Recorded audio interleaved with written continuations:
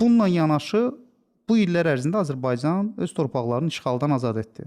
Bizim işğalda olan torpaqlarımız ümumi həm Azərbaycanın nəqliyyat şəbəkəsindən təcrid olunmuş halda qalmışdı, həmçində regional şəbəkədən. Azərbaycan çox sürətlə 5 il ərzində bu boşluğu doldurmaq üzərində iş görür. Yəni İlk olaraq hava limanları tikildi. Bu hava dəhlizlərinin əlaqələndirilməsi baxımından çox önəmlidir.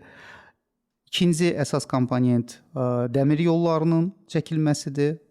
Demək, Horadizdən Ağbəndə kimi dəmir yol layihəsi və avtomobil yol şəbəkəsi də qurulmağa başladı.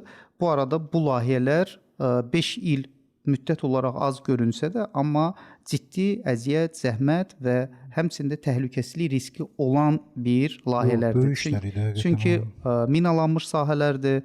Bu sahələrin təmizlənməsi həm çətindir. Dağlıq relyefdə. Bəli, dağlıq relyefdə həmçinin tunel, estakadaların qurulması təkcə elə bir rəqəmi deyə bilərik ki, 59 yaşlı bizim Bakı metropolitenində 40 kilometrlik tunelimiz var.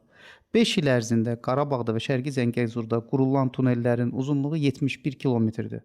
Yəni işin həcmini buradan artıq hiss etmək olar və bu da imkan verir ki, Azərbaycana həm daxili nəqliyyat şəbəkəsinə Qarabağ, Şərqi Zəngəzuru inteqrasiya elətdirsin, həmçinin də regional şəbəkəyə.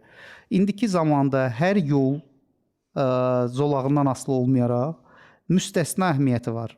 Çünki bölgəmizdə bir hərəkətlilik var, bölgəmizdə mürəkkəb bir geosiyasi vəziyyət var. Elə gətirib ki, şimalımız və cənubumuz sanksiya altındadır. Qırmızı dənizin girişində Husilərin hücumu nəticəsində dəniz marşrutları dəyişib və biraz da uzanıb. Bu da konteyner qıtlığına gətirib və bizə xeyir gələn tərəflər də var. Buradan da alternativ dəhlizlərə diqqət yönəlir. Bu da quruya doğru baxanda yeganə ölkə Azərbaycandır ki, burada bu əlaqəni təmin edir və orta dəhlizin infrastrukturu var ən azından. Bəli, infrastrukturu var. Bunun digər önəmli məqamı ondan ibarətdir ki, biz fürsətləri dəyərləndirdiyimiz kimi həmçində riskləri dəyərləndirməliyik. Yəni bizim bir yolumuz var. Bakıdan Gürcüstanın Qaradəniz limanlarına. Həmçinin o da şaxələnir Gürcüstandan Türkiyə istiqamətinə Bakı, Tbilisi, Kars üzərindən. Amma bir istiqamətdən asıllıq özü risklidir. Ona görə Azərbaycan şaxələndirmə yönündə qərar verib və Zəngəzur istiqamətində ikinci dəhlizin formalaşdırır. İndi gəlib çıxırıq Zəngəzura. Zəngəzur unikallığı nədədir? Zəngəzur tək şərq-qərb deyil, həmçinin şimal-cənubdur, həmçinin də cənub-qərbdir. Şimal-cənub bu İran tərəfdən onda. Rusiyadan üzü Culfadan keçməklə Fars körfəzi limanlarına çıxış imkanı.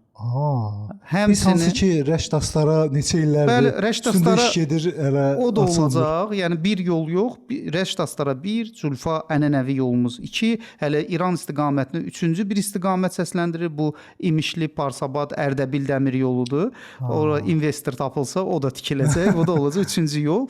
Həmçinin də İranın da özünün marağı var. Cənub-qərb marşrutu. Yəni Fars körfəzin Qaradəniz limanları ilə əlaqələndirən marşruta maraqlıdır. Burada da Zəngəzur önəmlidir ki, həm ənənəvi Culfa, Naxçıvan, indi gələcəkdə İrəvan və Gürcüstan Qaradəniz limanları, həmçinin də əksinə Ağbənd istiqamətinə, burada da tikilən infrastrukturla Hacıqabul və yenidən Gürcüstan istiqaməti və ya iki bizim yolumuz var, İmişli, Ağcabədi və Bərdə-Ağdam.